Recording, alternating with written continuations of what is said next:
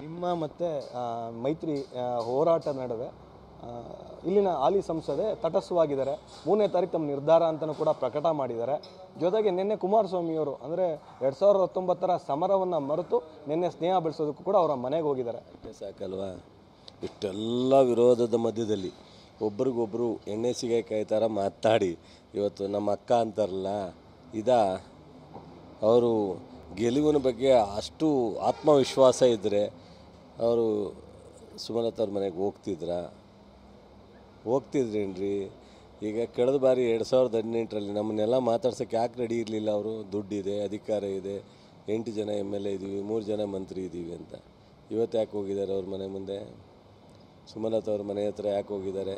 ಸೋಲಿನ ಭೀತಿ ಅವ್ರಿಗಿದೆ ಅಂತ ಅಲ್ವೇ? ಸುಮ್ಮನೆ ಹೇಳೋನಾಗಿ ಹೇಳ್ತಾರೆ ನಾವು ಗೆದ್ದಾಯಿತು ಅಂತ. ಸುಮಲತಾ ಅವ್ರಿಗೆ ನಾನು ಒಂದು ಮಾತು ಕೇಳಲಿಕ್ಕೆ ಇಚ್ಛೆಪಡ್ತೀನಿ. ಆತ್ಮಸಾಕ್ಷಿಗೆ ಅವರು ನಿರ್ಧಾರ ತಗೊಳ್ಳಿ. ಅವ್ರ ನಿರ್ಧಾರಕ್ಕೆ ಯಾವತ್ತೂ ನಾವು ಹಿಂಗೆ ಮಾಡಬೇಕು ಅಂತ ಹೇಳಿಲ್ಲ, ನಾನು ಮುಂದೆನೂ ಹೇಳಲ್ಲ. ಆತ್ಮಸಾಕ್ಷಿಗೆ ನಿರ್ಧಾರ ತಗೊಳ್ಳಿ. ಅಂಬರೀಷ್ ಅವರು ಕಾಂಗ್ರೆಸ್ ಪಕ್ಷದಲ್ಲಿ ಉನ್ನತ ಸ್ಥಾನವನ್ನು ಏರಿದಂಥವ್ರು. ಕೇಂದ್ರ ಸರ್ಕಾರದಲ್ಲಿ ಮಂತ್ರಿ ಆಗಿದ್ದರು, ರಾಜ್ಯ ಸರ್ಕಾರದಲ್ಲಿ ಮಂತ್ರಿ ಇದ್ದರು, ಲೋಕಸಭಾ ಸದಸ್ಯರಾಗಿದ್ದರು. ಅವರಿಗೆ ಕಾಂಗ್ರೆಸ್ ಸಾಕಷ್ಟು ಎಲ್ಲವನ್ನೂ ಅವಕಾಶ ಮಾಡಿಕೊಟ್ಟಿತ್ತು. ಕೊನೆಯಲ್ಲಿ ಅವರಾಗವರು ನಾನು ನಿಂತ್ಕೊಳ್ಳಲ್ಲ ಅಂದಾಗ ಮಾತ್ರ ಬೇರೆಯವ್ರಿಗೆ ಟಿಕೆಟ್ ಕೊಟ್ಟಿತ್ತು.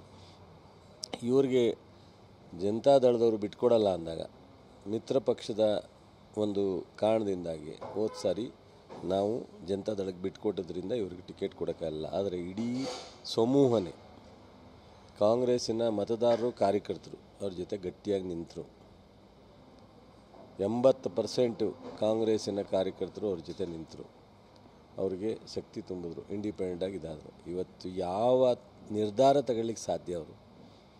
ಇವತ್ತು 100ಕ್ಕೆ 100% ಇವರನ್ನು ಹೀಯಾಳಿಸಿ, ಲಘುವಾಗಿ ಮಾತಾಡಿ, ವೈಯಕ್ತಿಕ ಚಾರಿತ್ರೆಯನ್ನು ಅಲ್ಲೆಗೆಳೆದು ಇಷ್ಟೆಲ್ಲ ಮಾಡಿದಂಥ ಸುಮಲತಾ ಮೇಡಮ್ ಇವತ್ತು ಜನತಾದಳದವ್ರ ಜೊತೆ ವೇದಿಕೆಗೆ ನಿಂತ್ಕೊಂಡ್ರೆ ಏನು ಆಗುತ್ತೆ? ಆ ಕ್ಷಣ ಅವ್ರ ಜೊತೆ ಗಟ್ಟಿಯಾಗಿ ನಿಂತ್ಕೊಳ್ಳೋದು ಜನದ ಮನಸ್ಸೇನಾಗುತ್ತೆ? ಅವರಿವತ್ತು ಅವ್ರ ಜೊತೆ ಗಟ್ಟಿಯಾಗಿ ಕಾಂಗ್ರೆಸ್ಸಿನ ಕಾರ್ಯಕರ್ತರು, ಮತದಾರರು, ಸಾರ್ವಜನಿಕರು ಪಕ್ಷಾತೀತವಾಗಿ ಮಾಡಿದಂಥವ್ರಿಗೆ ಇವತ್ತು ಏನು ಹೀಯಾಳಿಸಿ ಏನೆಲ್ಲ ಮಾತನಾಡಿದ್ರು ಅದನ್ನೆಲ್ಲನೂ ಟಿ ವಿನಲ್ಲಿ ನೋಡ್ಬೋದಲ್ಲ ನಾವು. ಇವಾಗ್ಲೂ ಅವರನ್ನು ಈ ಸೊಸೆ ಇನ್ನೊಂದಂದ್ರೆ ವೈಯಕ್ತಿಕವಾಗಿ ನಿಲ್ಲಿಸಿದ್ರ, ಅಂಬರೀಷ್ ಅವ್ರ ಬಗ್ಗೆ ಏನಂದರು, ಏನೆಲ್ಲ ಕುಮಾರಸ್ವಾಮಿಯವ್ರು ಮಾತಾಡಿದ್ರು, ಅವ್ರ ಸೋದರರು ಮಾತಾಡಿದ್ರು, ಅವ್ರ ಪಕ್ಷದ ಲೀಡ್ರುಗಳು ಮಾತಾಡಿದ್ರು. ಇವತ್ತು ಯಾವ ನೈತಿಕತೆಯನ್ನು ಇಟ್ಕೊಂಡು ಅವ್ರ ಮನೆಗೆ ಹೋದ್ರು ನನಗೆ ಗೊತ್ತಿಲ್ಲ.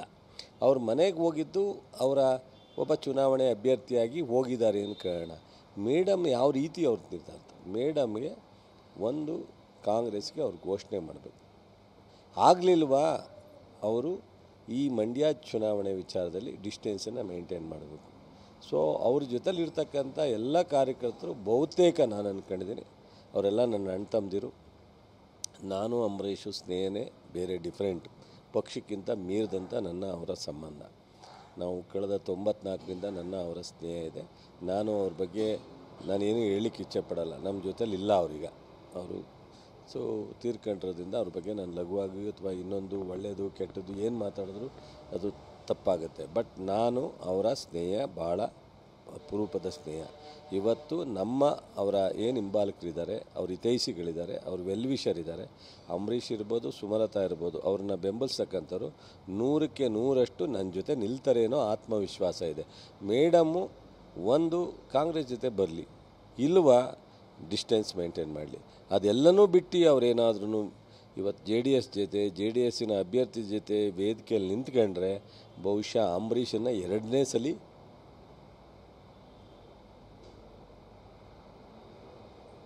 ಸಾರಿ ಏನು ನಾವು ಕಳ್ಕೊಂಡಿದ್ದೀವಿ, ಇನ್ನೊಂದು ಸಲ ಅವರನ್ನು ನಾವು ಕಳ್ಕೊಂಡಂಗೆ ಆಗುತ್ತೆ. ಈ ಬುಧವಾರ ಸುಮಲತಾ ಅವರು ಅಭಿಪ್ರಾಯವನ್ನು ಅಂದರೆ ನಮ್ಮ ನಿರ್ಧಾರವನ್ನು ಪ್ರಕಟಿಸ್ತೀನಿ ಅಂತ ಹೇಳ್ಯಾರ.